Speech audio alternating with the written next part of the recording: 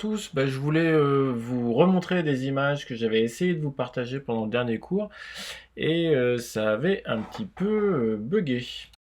On commence par l'énergie musculaire, c'est celle que vous avez toutes et tous et que j'espère vous êtes en train de travailler activement pendant cette période de confinement. Vient ensuite une énergie fondamentale parce qu'elle est complémentaire, celle qui chauffe, qui éclaire et qui cuit le feu avec lequel, évidemment, il ne faut pas jouer. Il y a 6000 ans à peu près, on développe l'utilisation de la traction animale. Ça va passer par des bœufs, ça va passer par des chevaux, ça peut passer par des chiens, ça peut passer par n'importe quel type d'animaux que l'on a domestiqués et que l'on va utiliser pour faire tourner des roues, pour tirer des charrues, pour porter des charges ou porter des hommes, bien sûr.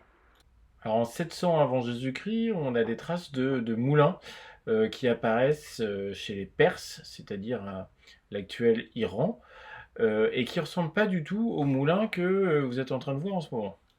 Alors voici à quoi plutôt ils ressemblaient. Ce sont des moulins à axes verticaux.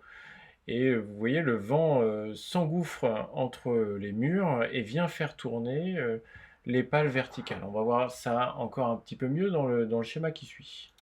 Donc là, on voit mieux sur le schéma, vous voyez l'axe vertical, les pales en bois et la forme de la maçonnerie, des murs qui permettent d'emprisonner le vent qui va faire tourner les pales en bois. Alors, c'est le même système mécaniquement hein, que le moulin qu'on a vu en premier et qui va se généraliser en Europe, ce moulin qu'on connaît bien, avec l'axe horizontal, qui va se généraliser en Europe autour du XIIe siècle. Donc pour les premiers, ce qu'on a vu à axe verticaux, hein, je vous ai dit moins 700 dans la zone de la Perse. Donc sur ce coup-là, sur le coup des moulins, on s'est tapé à peu près 1800 ans de retard. Alors la première utilisation du moulin, ça va être de faire tourner une roue, une meule qui va permettre d'écraser des céréales ou des graines pour faire de la farine ou pour faire de l'huile.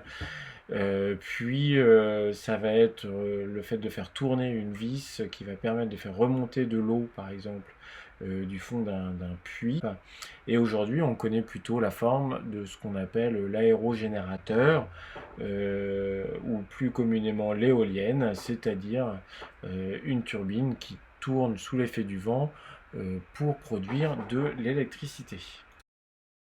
Alors même principe pour le moulin à eau, qui lui va apparaître à peu près au 1er siècle après Jésus-Christ dans la Rome antique, et qui se généralise aussi en Europe autour du XIIIe siècle.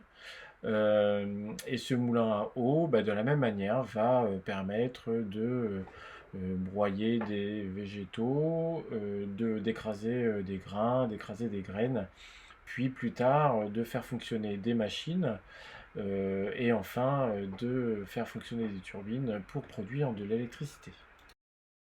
Et nous voici donc au 19e siècle avec cette rupture de la machine à vapeur qui utilise en premier lieu l'énergie du charbon pour la transformer en énergie mécanique. Et j'ai choisi ici l'image d'une machine agricole, d'abord pour faire plaisir à certains d'entre vous et puis pour montrer l'étendue des utilisations possibles, pas uniquement dans les grandes usines, dans les manufactures ou sur les rails avec des locomotives ou dans les puits de mine, mais on peut aussi utiliser une petite machine à vapeur pour faire tourner des engins agricoles, puisque une machine à vapeur, ce n'est rien d'autre qu'un moteur.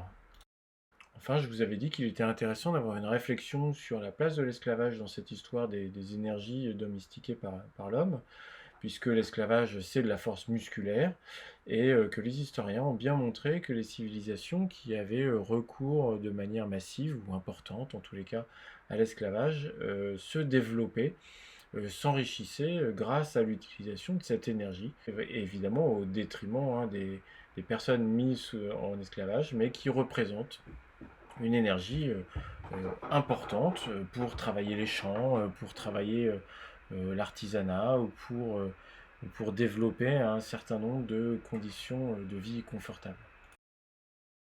Et pour terminer cette réflexion, on peut donc s'apercevoir que le 19e siècle est à la fois le siècle de la fin massif de l'esclavage, est le siècle de la révolution de l'énergie, du charbon et bientôt du pétrole, du gaz et de l'électricité.